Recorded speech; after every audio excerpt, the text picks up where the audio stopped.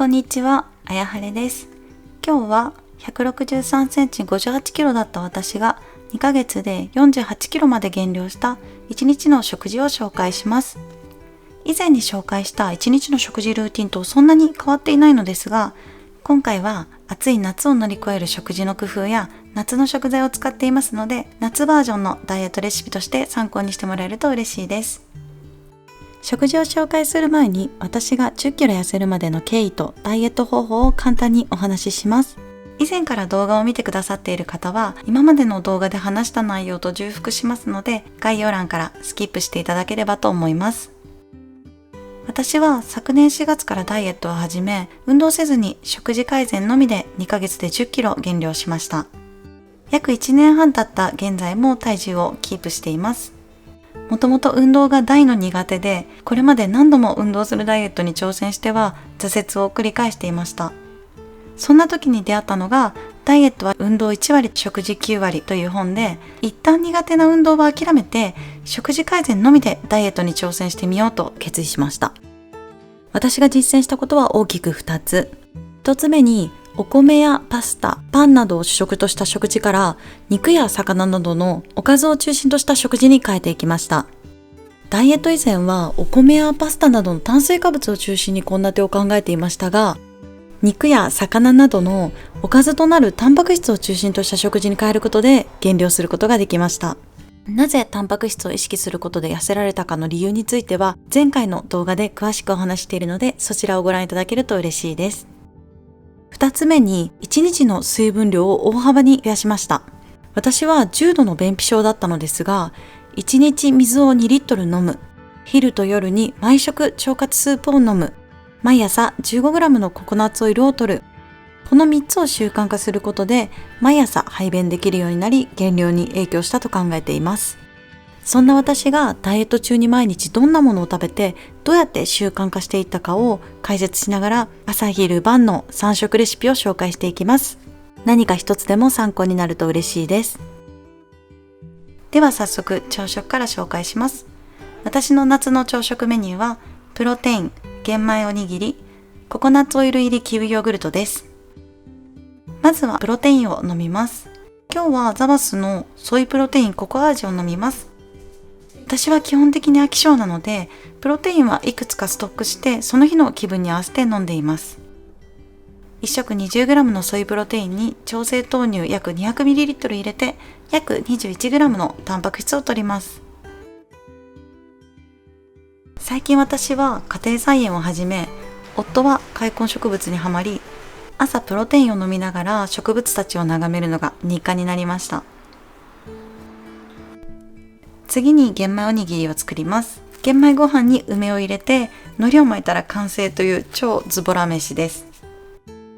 玄米ご飯はお米と比べて糖質量やカロリーはほぼ変わりませんが、白米よりも消化吸収が遅く、しっかり噛んで食べることで少ない量でも腹持ちするのでおすすめです。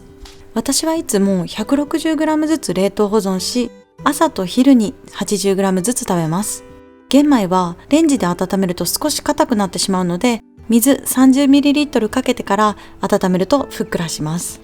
以前別の動画で紹介したオートミールおにぎりもよく食べる朝食の一つなので、オートミールがお家にある方はぜひ参考にしてください。ココナッツオイル入りキウイヨーグルトを作ります。暑い日はさっぱりしたものが食べたくなるので、毎朝キウイヨーグルトを食べています。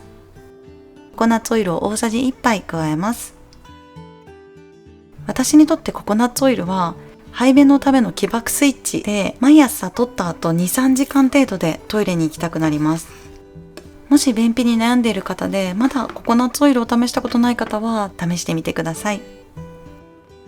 ココナッツオイルは25度以下で固まってしまうので、ヨーグルトに入れると固まってしまい少し食べづらいと感じるかもしれません。これから挑戦する人はまず温かい飲み物に溶かして取ってみてください。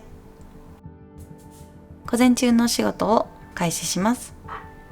お仕事中は必ず 500ml の水筒に水を入れて、こまめに水分補給をするようにしています。私はダイエット以前は1日で 500ml のペットボトルも飲みきれないぐらい水を飲むという習慣が全くありませんでした。最初はまず 500ml 飲もう、1リットル1.5 リットルと徐々に増やしていき、今は1日だいたい2リットル飲むようになりました。私が感じた水の効果としては、便秘症という長年の悩みを解決してくれたこと、そして水を定期的に飲むことで食欲が減ったことを実感しました。おそらく私の場合、喉が渇いたという感覚と何か食べたいの感覚が一緒になってしまっていて、水を飲めば満足していたものを食事に含まれる水分で補ってしまっていたのではないかと思います。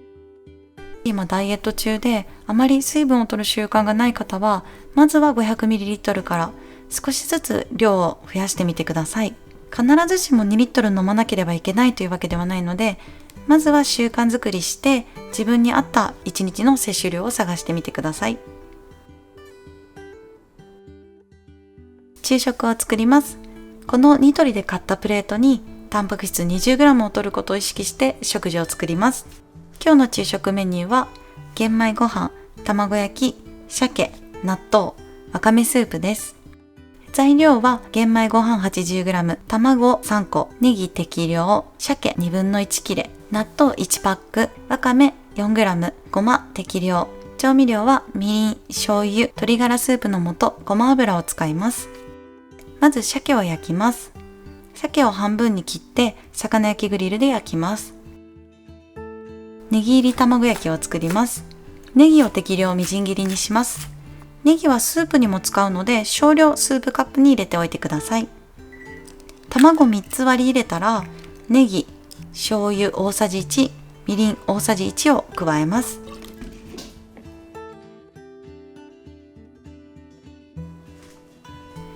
卵焼き用のフライパンにオリーブオイルをひいて焼いていきます。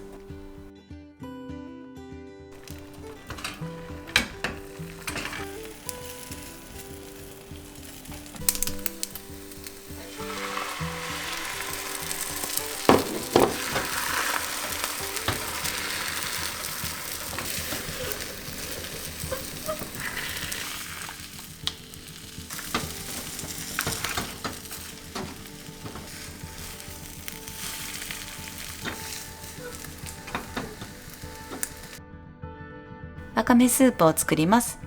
水 150ml を沸かします。スープカップに大さじ2杯のわかめ、ネギ、鶏ガラスープの素小さじ1/2を入れてお湯を注ぎます。最後にごま油小さじ1、ごま適量を入れて混ぜたら完成です。ダイエットを始めてから食事の最初は必ずスープから飲んで、まずは空腹状態から胃を落ち着けるようにしています。卵は3個でタンパク質 16g、納豆は約 7g あります。どちらも高タンパク質の上に大好きな食材なので毎日食べています。ちなみに鮭の上にあるのは昨晩の夕食の残り物です。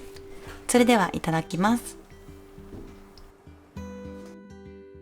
お仕事再開です。必ず水を準備してからスタートします。仕事に集中しすぎて水分補給を忘れてしまわないようにタイマーをセットして定期的に水分補給と休憩を取るようにしています。以前はスマホのアラームを使っていたのですが、スマホのアラームだとついついそのままスマホをいじってしまうので、このタイムタイマーを購入しました。時間をセットして時間になるとアラームで知らせてくれる。機能がシンプルで見た目も可愛いのでとても気に入っています。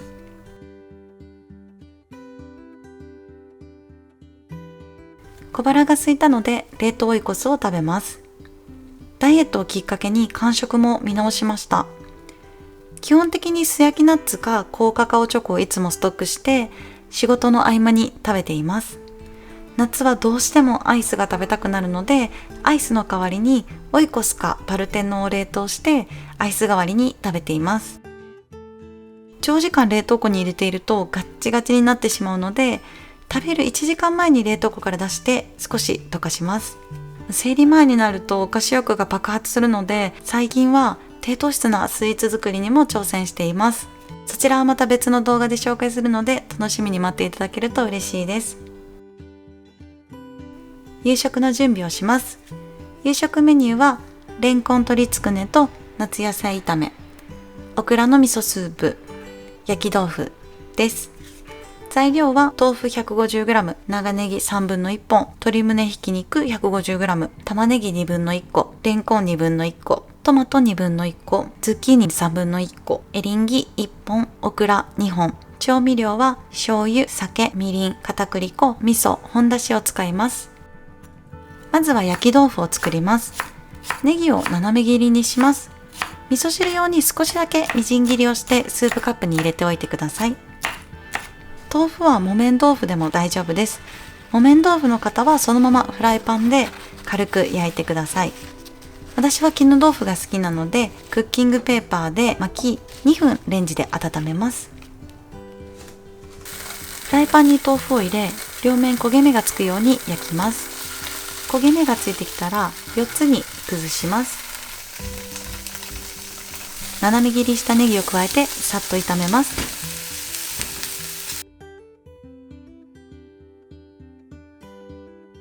めんつゆ大さじ1/2の1をかけたら完成です。次にレンコン鶏つくねと夏野菜炒めを作ります。玉ねぎ、レンコンはみじん切りにします。みじん切りにした玉ねぎとレンコンに鶏ひき肉を加え、塩コショウして混ぜ合わせます。小さめのハンバーグを作るイメージで4つ形を整えます。トマト、ズッキーニ、エリンギをスライスします。スープで使うオクラは塩を振って産毛を取ってから水で洗います。スライスしてスープカップに入れておきます。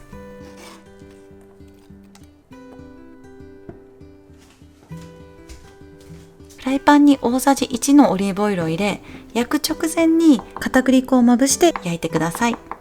片栗粉はしっかりまぶす必要はないので、本当に軽くまぶす程度で OK です。片面焼けたらひっくり返して蓋をします。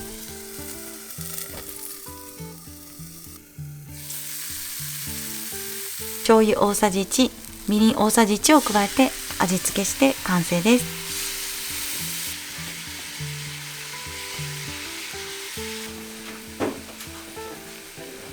オリーブオイルを軽くひいたフライパンにズッキーニ、エリンギを入れて焼きます。ある程度火が通ったらトマトを加えて塩コショウで味付けします。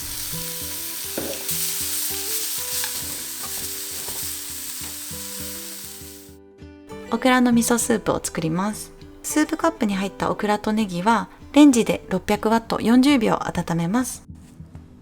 本だし小さじ3分の1、味噌小さじ1/2の1を加えてお湯を注いでかき混ぜます。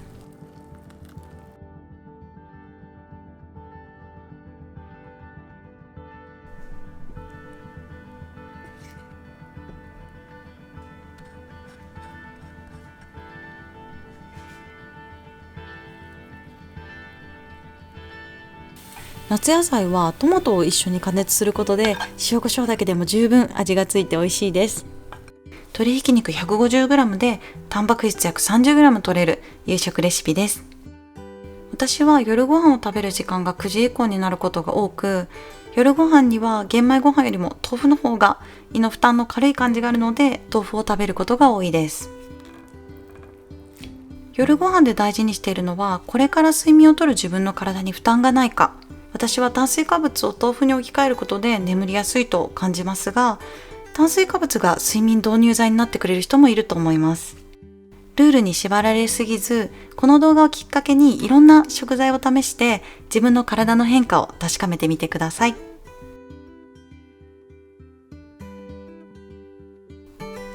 最後までご視聴いただきありがとうございます。もし私のレシピだと量が少ない、多いと感じた場合は、自分に合った量に調整してください。私が一番大事にしているのは、食べる量よりも何を食べるか。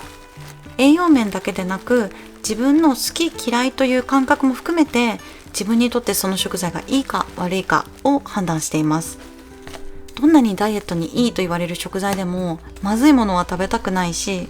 便秘解消できると言われている食材も効果を全く感じられず、それは私にとって正解ではないんだなと何度も思ったことがあります。